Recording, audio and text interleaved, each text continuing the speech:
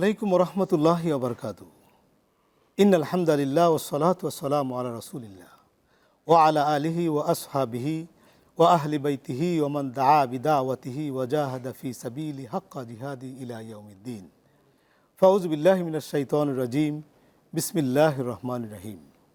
প্রিয় দর্শক, যারা কাছে কিংবা দূরে, শহরে কিংবা গ্রামে, দেশে কিংবা বিদেশে, বিশ্বজুড়ে যে যেখান থেকে দেখছেন, আপনাদের প্রিয় চ্যানেল দীপ্ত টিভির পর্দায় মোল্লা সুপার সল্ট নিবেদিত Subhe Sadiq, powered by Beacon pharmaceuticals limited, co sponsor Quranic science model Madrasa, Shanir Akhra, Dhaka. গোটা অনুষ্ঠান জুড়ে আপনাদের সাথে আছে আমি, অধ্যক্ষ মাওলানা আব্দুল হালিম। প্রিয় দর্শক, প্রতিদিন আমরা জীবন ঘনিষ্ঠ একটি বিষয় নিয়ে এই প্রোগ্রামে আলোচনা করে থাকি। আজকেও তার ব্যতিক্রম নয়। আজকে আমরা যে বিষয় নিয়ে আলোচনা করতে চাই সেটি হলো কোরআন অধ্যয়নের গুরুত্ব ও ফজিলত। কোরআন অধ্যয়নের গুরুত্ব ও ফজিলত এই বিষয়ে আলোচনা করতে আমাদের স্টুডিওতে আমন্ত্রিত হয়ে দুজন অতিথি উপস্থিত হয়েছেন। আমরা তাদের সাথে আপনাদের পরিচয় করিয়ে দিচ্ছি। আমার এদিকে আছেন বিশিষ্ট ইসলামী চিন্তাবিদ, আল আজহার ইনস্টিটিউট বাংলাদেশের সম্মানিত প্রতিষ্ঠাতা এবং প্রিন্সিপাল শায়েখ জিয়াউল হাসান আজহারি। আসসালামু আলাইকুম ওয়া রাহমাতুল্লাহি ওয়া বারাকাতুহু। আমার ডানে আছেন বিশিষ্ট ইসলামী চিন্তাবিদ এবং মিডিয়া পার্সোনালিটি, দারুস সুন্নাত ফাউন্ডেশনের অনারেবল চেয়ারম্যান মুফতি সাইফুর রহমান সাইদি। আসসালামু আলাইকুম ওয়া রাহমাতুল্লাহি ওয়া বারাকাতুহু। ওয়ালাইকুম আসসালাম ওয়া রাহমাতুল্লাহি ওয়া বারাকাতুহু। আপনাদের দুজনকে আমাদের স্টুডিওতে স্বাগত জানাচ্ছি। শেখ, আমরা আগেই বলেছি যে আজকের বিষয় হচ্ছে কোরআন অধ্যয়নের গুরুত্ব ও ফজিলত। তো আপনি যদি এই বিষয়টা একটু আলোকপাত করতেন যে কোরআন অধ্যয়নের গুরুত্বটা কতটুকু? ইন্নাল হামদুলিল্লাহ, আলহামদুলিল্লাহি ওয়া কাফা ওয়া সালামুন আলা ইবাদিহিল্লাযী নাসতাফা, আম্মা বা'দ। আউযু বিল্লাহি মিনাশ শাইতানির রাজীম। বিসমিল্লাহির রহমানির রহিম। ইকরা বিসমি রাব্বিকাল্লাযী খালাক। قال النبي صلى الله عليه وسلم خيركم من تعلم القرآن وعلمه. وقال النبي صلى الله عليه وسلم طلب العلم فريضة على كل مسلم أو قام عليه الصلاة والسلام. আল্লাহ তাআলার শুকরিয়া যে আল্লাহ তাআলা আমাদেরকে রমজান মাসে রোজা রাখার তৌফিক দান করেছেন। যেমনিভাবে আমরা রমজান মাসে রোজা রাখি, নামাজের সময় নামাজ আদায় করি, তেমনিভাবে আমাদের কিন্তু পবিত্র কোরআন শেখানো এটা আমাদের উপরে ফরজ। আল্লাহ সুবহানাহু ওয়া তাআলা শুরুই করেছিলেন ইকরা বিসমি রাব্বিকাল্লাযী খালাক। এই আয়াতের দ্বারা, এই বলার দ্বারা আল্লাহ তাআলা পড়াকে অনেক গুরুত্ব দিয়েছেন। কিন্তু আমরা যারা মুসলমান আছি, আদৌ কি আমরা কোরআন পড়তে পারি? যদি প্রশ্ন করা হয় যে আমাদের বিশেষ করে বাংলাদেশে 95% জনে আমরা কোরআন পড়তে পারছি না, অথচ আমরা প্রত্যেকেই মুসলমান। কাইফাল মুসলিম বিদুনি কোরআন ও কাইফাল মুসলিম বিদুনি যাকাত, মুস্তাহিল। অথচ আমরা বড় গলায় বলে থাকি আমরা মুসলমান, কিন্তু আমরা কোরআন পড়তে পারি না। যে আল্লাহ সুবহানাহু ওয়া তাআলা আপনাকে আমাকে ছোট্ট একটা জিহ্বা দিয়ে এত নিয়ামত চাকাইলো, এত কিছু খেলাম, মাছের সাথে এক ধরনের, গোশের সাথে এক ধরনের, এক একটা জিনিসের সাথে এক এক ধরনের, সে রব্বে কারিমের কালাম আমরা পড়তে পারলাম না, শিখলাম না, জানলাম না, তাহলে আমি কিভাবে মুসলমান আমাকে দাবি করতে পারি? এবার রাসূল আকরাম সাল্লাল্লাহু আলাইহি সাল্লাম বলেছেন খায়রুকুম মান তাআল্লামাল কুরআন ওয়া আল্লামা। কত সুন্দর কথা বলেছেন। তোমাদের ভিতরে সর্বোত্তম ব্যক্তি যে কোরআন শিখে এবং অপরকে শিক্ষা দেয়। কিন্তু আমি কি সে উত্তম ব্যক্তি হতে পারলাম? আমি তো মুসলমান, আমার তো হওয়া উচিত ছিল উত্তম ব্যক্তি। কেন আমরা কোরআন শিখতেছি না? আসলে কি কোরআন খুব কঠিন? তাহলে যদি কোরআন কঠিনই হতো, আমাদের ছোট ছোট বাচ্চারা কীভাবে এত সহজে অল্প সময় কোরআন হাফেজ হচ্ছে? শুধু হাফেজ হচ্ছে না, শুধু বাংলাদেশে নয়, তার সমস্ত পৃথিবীতে আজকে বিশ্বসেরা হচ্ছে আমাদের হাফেজ কোরআনরা। এই জন্য কোরআন নাজিলের মাস এই রমজান মাস, কোরআন শেখার মাস এই রমজান মাস। আর আমাদের পথ চলার পাথেও হওয়া দরকার কোরআন, কারণ রান্নাঘর থেকে পার্লামেন্ট পর্যন্ত নিজের জীবনের সব কিছুর ক্ষেত্রে কোরআনকে আমাদেরকে সুবিন্যস্ত করতে হলে আগে কোরআনকে শিখতে হবে, কোরআনকে জানতে হবে, কোরআন অনুযায়ী জীবনযাপন করতে হবে। আপনি অত্যন্ত চমৎকার বলছিলেন। আল্লাহ তাআলা যে বলছেন, যে আপনি বললেন যে যে ইকরা বিসমি রাব্বিকাল্লাযী খালাক, যে পড়ো তোমার প্রভুর নামে। এখানে কি শুধু কি পড়বে নাকি কোরআন বুঝতে হবে? এখানে শুধু কি কোরআন পড়া নাকি বোঝা? খুবই সুন্দর একটা প্রশ্ন করেছেন আপনি। কোরআন পড়া, কোরআন বোঝা, কোরআন অনুযায়ী আমল করা। আমি কোরআন পড়লাম কিন্তু মানলাম না, আমি কোরআন পড়লাম কিন্তু কোরআনের দাওয়াত মানুষের কাছে পৌঁছাইলাম না, তাহলে তো আমার এরকম হলো আমার ভিতরে আতরের সুঘ্রাণ আছে কিন্তু মানুষ সুঘ্রাণ পেল না। এই জন্য খয়রুকুম মান তাআল্লামাল কুরআন ও আল্লামা, তোমাদের ভিতরে সর্বোত্তম ব্যক্তি যে কোরআন শিখে এবং অপরকে শিক্ষা দেয়। আপনি অত্যন্ত চমৎকার বলছিলেন শেখ, আমরা আপনার কথা শুনবো। এ পর্যায়ে আমরা যাচ্ছি আমাদের অন্যতম অতিথি মুফতি সাইফুর রহমান সাইদি। আপনি যদি এই কোরআন অধ্যয়নের এই গুরুত্বটা একটু বলতেন এবং সাথে কোরআন ফজিলতের ব্যাপারটা। আলহামদুলিল্লাহ কাফা ওয়া সালামুন আলা ইবাদিহিল্লাযীনা ইসতাফা, আম্মা বাদ। বিজ্ঞ, প্রাজ্ঞ, প্রবীণ উপস্থাপক, আপনাকে ধন্যবাদ।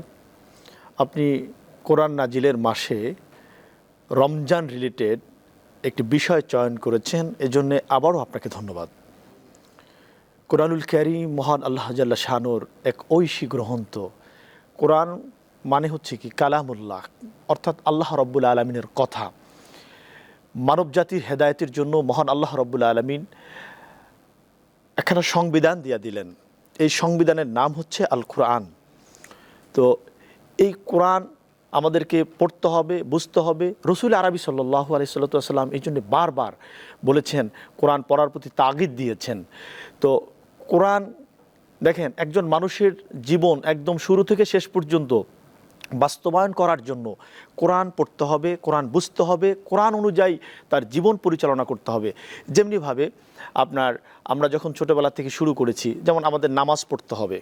নামাজ পড়তে হলে কোরআনের বিকল্প নেই। আপনাকে কোরআন ছাড়া নামাজ কি হবে? হবে না। অবশ্যই তো কোরআন দিয়েই আপনাকে নামাজ পড়তে হবে। এরপরে কোরআন দিয়েই, কোরআনের আইন অনুযায়ী আপনাকে সিয়াম পালন করতে হবে, সংসদ চালাতে হবে, রাষ্ট্র চালাতে হবে। এক কথায় সকল কিছুর মূলে ঈমান আনয়নের পরে আপনাকে যদি নামাজ পড়তে হয়, রোজা রাখতে হয়, হজ করতে হয়, যাকাত দিতে হয়, সকল কিছুর মূলে আপনাকে কোরআন শুদ্ধভাবে পড়তে হবে। যেমনিভাবে আমরা বর্তমান সময়ে ৯৫% এই মুসলমানের বাংলাদেশে আমরা সহিভাবে কোরআন পড়তে জানি না। অথচ বাংলাদেশের আমার কিছু সন্তানেরা আছে যারা বিশ্ব মানচিত্রে বাংলাদেশের সম্মানকে অক্ষুণ্ণ রেখেছে। বাংলাদেশে বারবার ফার্স্ট হয়ে তারা বাংলাদেশের সম্মানকে অক্ষুণ্ণ রাখতেছে। আল্লাহ রাব্বুল আলামিন বলছেন, ওয়া ইযা তুলিয়াত আলাইহিম আয়াতু যাদাতুহুম ঈমানা, যখন কোনো ঈমানদারের সামনে কোরআন তেলাওয়াত করা হয়, কোরআন পড়া হয়, আল্লাহ রাব্বুল আলামিন তার ঈমানকে বৃদ্ধি করে দেয়। সুবহানাল্লাহ বিহামদি। যেহেতু রমজান মাস, এই রমজান মাসে কোরআন নাজিল হয়েছে এবং এই কোরআন পড়ার জন্য আল্লাহ নিজে নির্দেশনা দিয়েছেন। আল্লাহর হাবিব বলছেন, তলাবুল ইলমি ফারিদাতুন, তোমাদের উপরে দ্বীনি ইলম শিক্ষা করা ফরজ করা হয়েছে। এই দ্বীনি ইলম কি? এই দ্বীনি ইলমটা হচ্ছে কোরআন পড়া, কোরআন বোঝা, এরপরে হাদিস পড়া, হাদিস বোঝা। যেমন আপনার দেখেন, আমরা মুসলমান যারা আছি, আমরা পড়তে চাই না, আমরা শুনতে চাই। যেমন রসুল আরবি সাল্লাল্লাহু আলাইহি সাল্লামের উপরে এই জন্য প্রথম যে ওহী নাজিল হয়েছে, আমার বিজ্ঞ আলোচক বলছেন যে প্রথম যে ওহী নাজিল হয়েছে, ইকরা বিসমি রাব্বিকাল্লাযী খালাক, পড়ো তোমার প্রভুর নামে। অর্থাৎ আল্লাহ রাব্বুল আলামিন প্রথমেই নির্দেশনা দিলেন যে তুমি যদি সঠিকভাবে কোরআনে কারিম পড়তে পারো, কোরআনে কারিম বুঝতে পারো, এই অনুযায়ী যদি জীবন পরিচালনা করতে পারো, তুমি দুনিয়া এবং পরকাল, ইহকাল এবং পরকালে তুমি নাজাতের উসিলা হয়ে যাবে। আপনি অত্যন্ত চমৎকার বলছিলেন। শেখ, আমরা আরেকটা প্রশ্ন নিচ্ছি আপনার কাছে।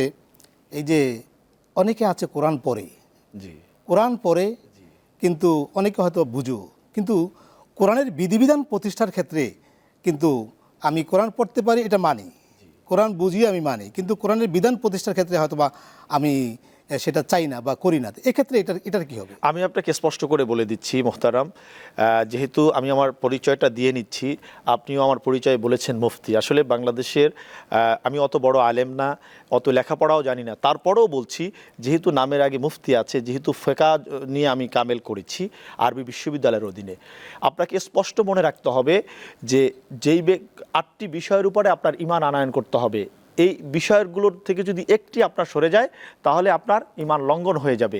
তার মধ্যে অন্যতম হচ্ছে কিতাবুল্লাহ, আমানতু বিল্লাহি ওয়া মালাইকাতিহি ওয়া কুতুবিহি ওয়া রাসূলিহি। এই যে আমি ঈমান আনয়ন করার পরে আল্লাহ স্পষ্ট করে দিয়েছেন যে তোমাকে কুতুবিহি দ্বারা কোরআনুল কারীমকে বোঝানো হয়েছে, অর্থাৎ কোরআনের উপরে আপনার ঈমান আনয়ন করতে হবে। এখানে যে 6666 আয়াত রয়েছে, এই প্রতিটা যে জবর, জের, নুক্তা, তাসদিদ, অর্থাৎ যে এই 6666 আয়াতের মধ্যে লিখতে গিয়ে যেগুলো আছে সবগুলোর উপর আপনার ঈমান থাকতে হবে। যদি আপনার একটি নুক্তার উপরের থেকে বিশ্বাস সরে যায়, আপনার মুসলমানিত্ব থাকবে না। যেমন আমরা বর্তমানে দেখি, আমরা আমাদের নিজেদের মতন করে আপনার জীবন পরিচালনা করি, আমাদের সুবিধা মতো আয়াত গ্রহণ করি, আর আমাদের যখন স্বার্থে আঘাত লাগে তখন আমরা ওই আয়াত ছেড়ে দিই। আপনাকে মনে রাখতে হবে, আপনাকে আল্লাহ নির্ধারণ করে দিয়েছে, আল্লাহ রাব্বুল আলামিনের ওহী কালামে হাকিমের উপরে যদি আপনার একটি আয়াতের উপরও যদি সন্দেহ থাকে বা আপনি অমান্য করে এড়িয়ে গিয়ে আপনার নিজের মত মতন আপনি পরিচালিত হতে চান বা কাউকে পরিচালিত করতে চান, আপনার ঈমান নেই, আপনি মুসলমানিত্ব হারিয়ে ফেলেছেন। নাউজুবিল্লাহ। এই জন্যে মুসলমান হতে হলে এই জন্য আল্লাহ রাব্বুল আলামিন বারবার তাগিদ দিয়েছেন। আল্লাহ বলছেন, ইয়া আইয়ুহাল্লাযীনা আমানু দুখুলু ফিস-সিলমি কাফা ওয়া লা তাত্তাবিউ খুতুওয়াতিশ শাইতান। আল্লাহ বলে দিয়েছেন যে শয়তান যে তোমাদের প্রকাশ্য শত্রু, এই মুসলমানেরা, মুমিনেরা, এই জন্য তোমরা পরিপূর্ণভাবে ইসলামে দাখিল হও। তুমি মুসলমানিত্ব দাবি করতেছো, মুসলমান হয়েছো, মাঝে মাঝে তুমি আমি আল্লাহর হুকুম মানো, মাঝে মাঝে মানো না, তোমার নিজের পছন্দ মতো তুমি চলবা, এটা তো হতে পারে না। কারণ Islam is complete code of life. আল্লাহ নির্ধারণ করে দিয়েছেন, একটা সিলেবাস দিয়েছেন এবং বলে দিয়েছেন তুমি এই জিনিসগুলো করলে জান্নাতে যাবা, এই জিনিসগুলো করলে তুমি জাহান্নামে যাবা, স্পষ্ট। কিন্তু আমরা যে আমাদের মত মতন চলতেছি, এটার থেকে আমাদের ফিরে আসা দরকার। আমাদের খেয়াল রাখতে হবে যে আল্লাহ রাব্বুল আলামিন যে বিধান দিয়েছেন, এখান থেকে আমাদের সরার কোনো সুযোগ নেই। এই রমজানে আমরা কিভাবে কোরআন পড়তে পারি? আমরা আমাদের ছেলে মেয়েদেরকে বাসা বাড়িতে কিভাবে আমরা কোরআন পড়াতে পারি? জি, এটা একটা চমৎকার বিষয়। এই বিষয় নিয়ে আমি অনেকবার কথা বলেছি যে আপনি চাইলে, যেমন আমাদের মসজিদের ইমাম সাহেবরা রয়েছেন, বিশেষ করে আমরা রমজান মাসে খতমে তারাবি পড়ি, আমরা সম্মানিত 2জন হাফেজ সাহেবকে নিয়োগ করে থাকি। তো এই হাফেজ সাহেবদের কিন্তু তাদের কাছ থেকে আমরা একটা সময় আমাদের সন্তানের জন্য বের করতে পারি, মসজিদের মুয়াজ্জিনের জন্য একটা সময় বের করতে পারি, বা ইমাম সাহেব। এরপরে আমরা যারা বাসা বাড়িতে যেমন অভিভাবকরা আছেন, রমজানে অনেকটা রিল্যাক্সে থাকেন, বিশেষ করে আপনার সাহারি খেতে ওঠার পরে, সাহারি খাওয়ার পরে একটা সময় পাওয়া যায়, বিভিন্ন সময় বিভিন্নভাবে কিন্তু আমরা কোরআন শুদ্ধভাবে শিখতে পারি এবং পড়তে পারি। কিন্তু দেখা যাচ্ছে, আমি আপনাকে স্পষ্ট করি, আমাদের এমন একটা অবস্থা হয়ে গেছে, টেন্ডেন্সি আমরা দাঁড় করিয়ে ফেলেছি। আমাদের 40 বছর, 50 বছর, 60 বছর, 70 বছর বয়স হয়ে গিয়েছে, কিন্তু আমি সূরা ফাতিহা পারি না। অথচ লা সলাতা ইল্লা বিফাতিহাতিল কিতাব, আপনার সূরা ফাতিহা ছাড়া নামাজ হবে না, আল্লাহ রাসূল বলছেন। কিন্তু আমার বয়স হয়ে গিয়েছে, আমি সূরা ফাতিহা পারি না, আমি অন্য একটা সূরা ইখলাস পারি না, দোয়ায়ে কুনুত পারি না, দোয়ায়ে মাসুরা পারি না, আমার সানা হচ্ছে না, কিচ্ছু হচ্ছে না। অথচ আমি কোনোদিন আলেমকে জিজ্ঞাসা করতেছি না যে হুজুর আমার এটা হচ্ছে কিনা। অথচ আমি মসজিদে একটা চেয়ারের উপরে বসে তারপরে আমি ইমাম সাহেবের উপরে তদারকি করতেছি, ক্ষমতা দেখাচ্ছি, এই মসজিদে ময়লা কেন। অথচ আপনি একটা বিষয় খেয়াল করবেন, যেহেতু একটা কথা চলে আসছে যে ইমাম সাহেবের উপরে তিনি হচ্ছেন আমার নেতা, তিনি হচ্ছেন আমির, তার পিছনে আমি নামাজ পড়তেছি, একতেদাই তুই হাজান ইমাম। অথচ মসজিদে গিয়ে একটা চেয়ারে বসে আমি ইমাম সাহেবকে ধমক দিয়ে বলতেছি এখানে ময়লা কেন, ওখানে ময়লা কেন। অথচ আপনি দেখবেন কাবা শরীফ এবং মসজিদে নববী, যে দুইটা আমাদের প্রাণকেন্দ্র, মুসলমানদের হৃদয়ের স্পন্দন, সেখানে যারা দায়িত্বে আছেন, ওই দেশের যারা রাষ্ট্রপ্রধান, যারা বাদশাহ বলে থাকি আমরা, তাদের ডেজিগনেশন হচ্ছে খাদিমুল হারামাইন ও শরীফাইন, অর্থাৎ তারা হচ্ছে খাদেমের ঝাড়ুদার, মসজিদে হারামের ঝাড়ুদার, মসজিদে নবীর ঝাড়ুদার। আপনি চমৎকার বলছিলেন। আমরা আরেকটি প্রাসঙ্গিক বিষয়, এই যে চেয়ারে বসে যে নামাজ পড়া, এটাতে আসলে শরীরের বিধানটা কি? চেয়ারে বসে নামাজ পড়া যাবে? আমরা তো এমন লোককে দেখি যারা ধরেন, আমি জানি, আমি দেখেছি, বাড়ির দারোয়ান, সে 2 হাতে 20 কেজি করে 40 কেজির পানি নিয়ে সে 7 তলায় উঠতে পারে, বাট সেই লোকটা বসে বসে নামাজ পড়ছে। তাহলে তার বিধান কী হবে? এরকম অনেক লোক আছে, হেঁটে মসজিদে যাচ্ছে, বাজারে যাচ্ছে, বাজারটা সব নিয়ে আসতেছে, বিশাল বাজারে ব্যাগ ক্যারি করতে পারছে। শুধু মসজিদে বাজারই আসলে- না, শায়েখ। না, শুধু মসজিদে আসলে সে এই করতে পারছে না, মানে চেয়ারে বসছে। এবার বিধান কি একটু একেবারে সংক্ষেপে যদি বলেন। আমি আপনাকে এক বলি, কথায়। শুধু বাজারই না, আপনি দেখবেন পার্কগুলোতে মানে সকালে দৌড়াদৌড়ি করতে করতে মানে ঘাম ঝরিয়ে ফেলায়, মসজিদে এসে চেয়ারে বসে নামাজ পড়ে দেন, নামাজ হবে না, স্পষ্ট কথা। Thank you Sheikh. আমরা আপনি চমৎকার বলছিলেন, আমরা যাচ্ছি এই পর্যায়ে আমাদের শায়েখের কাছে। শেখ, আপনি কি বলবেন আমাদের এই যে কোরআন তেলাওয়াতের ফজিলতটা কি, মানে কি কি ফজিলত আছে কোরআন? ধন্যবাদ। আমি এতক্ষণ আলোচনা শুনছিলাম এবং হারিয়ে ফেলেছিলাম নিজেকে, কিন্তু আমার একটা মেসেজ দেওয়া থাকবে দ্বিতীয় টিভির মাধ্যমে দেশবাসীর কাছে, সমস্ত পৃথিবীর লোকজনের কাছে, যে আসলে কোরআন কঠিন কিছু না। আমি দীর্ঘ বছর পর্যন্ত এই কোরআন তেলাওয়াতের পেছনে কাজ করে আসছি। সহজ নুরানি কোরআন শিক্ষার একটা বই আছে, 20 দিনে 20 ঘন্টায়, যে একদম কোরআনের অক্ষর জ্ঞান যার নেই, সেও যদি 20টা দিন 20টা ঘন্টা সময় দেয়, তাদের কোরআন পড়া সম্ভব। আমার আল আজহার ইনস্টিটিউটে বর্তমানে সে কোর্সটা চলতেছে, বয়স্করা করতেছে, কিন্তু আমরা মনে করি এটা অনেক কঠিন, ভয় পাচ্ছি, কোরআন ধরতেছি না। অত সাহাজা কালাম রব্বি, এটা আমার রব্বে কারিমের কালাম। এরকম লোক আছে আমাদের যে বছরকে বছর চলে গেছে, যুগ যুগ চলে গেছে, জীবনটা পার করে দিচ্ছে, কোনো একদিন কোরআন খুলে দেখে নাই, একটু চুমো খায় নাই, বুকে জড়ায় নাই, বলে নাই হাজা কালাম রব্বি, এটা আমার রব্বে কারিমের কালাম। এই শব্দটা তারা বলে না। আফসোস হয় কেন, কী কারণে? আমরা তো দুনিয়া সব শিখলাম, সব জানলাম, একটা জিনিস জানার জন্য কত জায়গায় আমরা গিয়েছি, কেন আমরা কোরআন পড়তেছি না? ভাই, আমি কোরআন পড়তে পারি না, খুলি না কোরআন, একটু চুমো খাই না, চোখে একটা কোণার থেকে চোখে এক ফোঁটা জল ফালাই দিই না। তো দেখেন, 20 দিনে 20 ঘন্টা সময় দিলে কোরআন পড়া সম্ভব। আমি 100% শিওর বলতেছি কোরআন পড়া সম্ভব। এই জন্য আমাদের যে মসজিদে যে আলোচক বললেন, আমাদের মসজিদের আলিমুল আমাদের সবচেয়ে ভূমিকা নেওয়া দরকার। আমাদের পাড়া মহল্লায় সব জায়গাতে মসজিদ আছে, আলিমুল আমার আছেন, তারা যদি এরকম চিন্তা করতো যে আমার মহল্লার একজনও থাকবে না যে কোরআন পড়তে পারে না, আমি 100% শিওর, তাহলে আমাদের দেশে কোরআন পড়নেওয়ালা নেই এমন একজন লোক থাকবে না। এই দরদ যে আমি কোরআন পড়তে পারতেছি, নামাজ পড়াতে পারতেছি, অথচ আমার মুসল্লি কোরআন পড়তে পারবে না, এটা হতে পারে না। এই চিন্তা এবং এই ফিকি নিয়ে যখন আমরা সকল আলিম ওলামারা যখন দৌড় দিতে শুরু করব, তো আল্লাহ তাআলা আমাদের পথকে সহজ করে দেবে। শেখ, আপনি সুন্দর বলছিলেন। একটা প্রশ্ন, সেটা হলো যে যারা কোরআন পড়তে পারে না বা কোরআন পড়ার চেষ্টাও কখনো করেনি, তাদের অবস্থা কী হবে, তাদের পরিণতিটা কী? তাদের সম্পর্কে রাসূল সাল্লাল্লাহু আলাইহি ওয়াসাল্লাম বলেছেন, তারা হলো উজান ঘরের মতো, কিন্তু তাদের তো দুনিয়া হারালো, আখিরাত হারালো। আমাদের ছেলে মেয়ে, আত্মীয় স্বজন, পরিবার পরিজন কেউ আমাদের সাথে যাবে না, একমাত্র আমাদের সাথে যাবে কোরআন। এবং শুধু সে যাবে না, সে আমাদের পক্ষ হয়ে দেফা করবে, শাফায়াত করবে কোরআন এবং কবরে যখন আমাদেরকে প্রশ্ন করা হবে, তখন সে বলবে তুমি আস্তে প্রশ্ন করো, সে সম্মানিত ব্যক্তি। তখন কবরস্থবাসী জিজ্ঞাসা করো, কে তুমি, কে এমন তুমি যে আমার মৃত্যুর পর আমার ছেলে আসলো না, মেয়ে আসলো না, পরিবার পরিজন কেউ আসলো না, তুমি আসলে। তখন আমি বললাম, সেই যাকে তুমি বুকে জড়িয়ে ধরতে, যাকে তুমি চুমো খেতে, যাকে তুমি সকাল সন্ধ্যা তুমি তেলাওয়াত করতে, যাকে ছাড়া তোমার কখনো ঘুম আসতো না, তুমি সূরা ফাতিহা পড়তে, সূরা নাস ফালাক ইখলাস পড়ে সমস্ত শরীরে ফু দিয়ে তারপর তুমি রাত্রি ঘুমাতে, আমি সেই কোরআন। সবাই তোমাকে ছেড়ে গেল, আমি তোমার সাথে কবরেও আছি, মিজানেও থাকবো, পৌঁছেও থাকবো, এমনকি আমি তোমাকে জান্নাতে পৌঁছে দেবো। সুবহানাল্লাহ। সেই কোরআনকে আমরা ভুলে গেছি। আজ আমরা সে ভুলের বোকার স্বর্গে বসবাস করতেছি। যে আমার সাথী হবে, যে আমার বাতি হবে, যে আমার সব সময় সাথে থাকবে, তাকে ভুলে গিয়ে আমরা দুনিয়ার মোহ মহব্বতে ভুলে আছি। ইয়াউমা ফিরুল মারউ মিন আখি ওয়া উম্মিহি ওয়া আবি ওয়া সাহিবাতিহি ওয়া বানি, সবাই তো আমাকে ভুলে যাবে, আল্লাহ তাআলা নিজেই স্পষ্টভাবে কোরআনে বলে দিয়েছেন।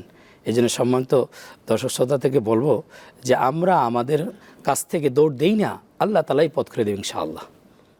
আপনি অত্যন্ত চমৎকার আলোচনা করছিলেন। আপনাদের দুজনকে স্টুডিওতে এসে চমৎকার বক্তব্য দেওয়ার জন্য আমাদের পক্ষ থেকে আন্তরিক ধন্যবাদ জানাচ্ছি। আপনাকে ধন্যবাদ জানাচ্ছি। প্রিয় দর্শক, আমরা অনুষ্ঠানের একেবারে শেষের দিকে চলে আসছি। জীবনে আমরা অনেক কিছু শিখলাম, জীবনে আমি অনেক বই পড়েছি, অনেক কিছু শিখতে পেরেছি, কিন্তু কোরআনটা পড়ে দেখলাম না। যেই কোরআন আপনার নাজাতের ব্যবস্থা করবে, যেই কোরআনে আছে আপনার ব্যক্তিগত জীবন, পারিবারিক জীবন, সামাজিক জীবন, রাজনৈতিক জীবন, আন্তর্জাতিক জীবন সহ মানুষের ইবাদত নীতি, যুদ্ধনীতি, বন্দিনীতি সব কিছু রব্বুল আলামিন এই কোরআনের মধ্যে সন্নিবেশিত করেছেন। প্রিয় দর্শক, আসুন আমরা সেই কোরআন পড়ি, কোরআন অনুযায়ী জীবন করি এবং মাহে রমজানে আমরা যারা কোরআন পড়তে পারি না, তারা একটা সময় এসেছে কোরআন পড়ার, আমরা চেষ্টা করি। আমরা অনুষ্ঠানের একেবারেই শেষ পর্যায়ে। আপনারা দেখছিলেন মোল্লা সুপার সল নিবেদিত Subhe Sadiq, powered by Beacon pharmaceuticals limited, co sponsor Quranic science model Madrasa, Shanir Akhra, Dhaka. প্রিয় দর্শক, আগামী অনুষ্ঠান দেখার আমন্ত্রণ জানিয়ে আজকের মতো এখানেই শেষ করছি। আপনারা ভালো থাকবেন, সুস্থ থাকবেন, থাকবেন নিরাপদে। আসসালামু আলাইকুম রহমতুল্লাহি ওয়া বারাকাতুহু।